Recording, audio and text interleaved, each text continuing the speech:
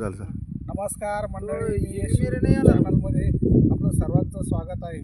बघा, आज गुढीपाडव्याच्या निमित्ताने नवीन वर्षाच्या सणाच्या दिवशी आज आम्ही बोरदाईगाव मध्यम प्रकल्पाच्या धरणामध्ये उभे आहोत.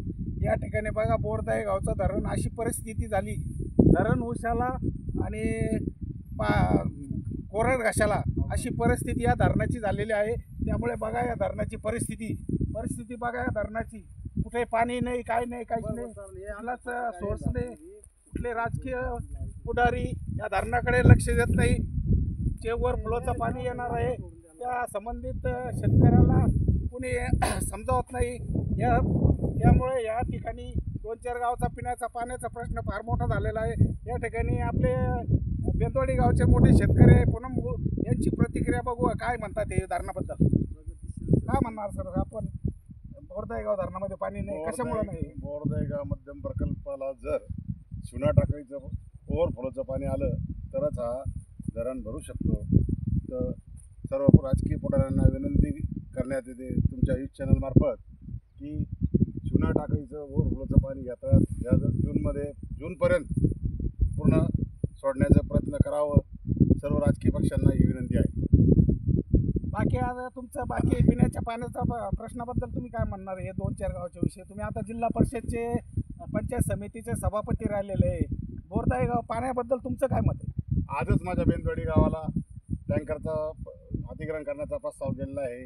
म्हणजे धरणात 75% शेतं संपादित आमच्या गावाचं झालेलं आहे आणि आम्हाला पियाचा पाण्याचा प्रश्न फार अवघड झालेला आहे. गोवाडी, बेंदवाडी, दहेगाव, करंजगाव, परसोडा, संजरपूरवाडी आणि धोंदलगाव, तसंच बल्लाळी सागत आणि टाकळी सागत आणि शिवराई एवढ्या गावांच्या पाणी पुरवठा पिण्याच्या पाण्याचा प्रश्न ह्या योजनेवर बोरदाईगाव मध्यम प्रकल्पावर अवलंबून असल्यामुळं ह्या सर्व गावकऱ्यांना पिण्याच्या पाण्याचा प्रश्न भेडसावत आहे.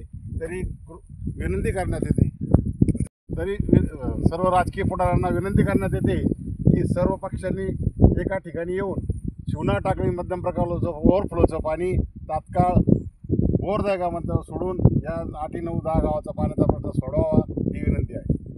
तुम्ही आता पंचायत समितीचे सभापती राहिलेले आहे. तुमचे संपर्क पुढारी संघ असल्यामुळे आपण या धरणामध्ये शिवना टाकळीचं पाणी येण्यासाठी आपण काय प्रयत्न करणार? आंदोलन करणार? कुठल्या गोष्टी करणार पुढील वर्षासाठी? आंदोलन करण्याच्या अगोदर सन्माननीय वैजापूर तालुक्याचे भाग्यते आमदार माननीय बोरणारे सर यांना विनंती करू. तसेच एकनाथराव जाधव, दिनेश भाऊ परदेशी, भाऊसाहेब दादा चिकडगावकर यांना एक वेळेस भेटून हा प्रश्न मार्गी लावण्यासाठी प्रत्यक्ष एक वेळेस त्यांना एक शिष्टमंडळ भेटून त्यांना विनंती करू. तुम्ही शिष्टमंडळ घेऊन जाणार आहात का पुढाऱ्याकडे? हो, जाऊ ना, जरूर जाऊ. काय कारण? बघा, या ठिकाणी पंचायत समितीचे सभापती पूनमभाऊ राजपूत यांनी बोरदाईगाव धरणाची समस्या या ठिकाणी पूर्णपणे मांडलेली आहे. एक शेतकऱ्याची बाजू म्हणून मांडलेली आहे. बघा, हे बोरदाईगाव धरणामध्ये आजच सध्याला परिस्थिती पाण्याची अशी बिकट झालेली आहे. त्यामुळं हे शेतकरी फार बेचैन झालेले आहे. बघा, या ठिकाणी बघा, धरण एकदम कोरडं खाट झालेलं आहे.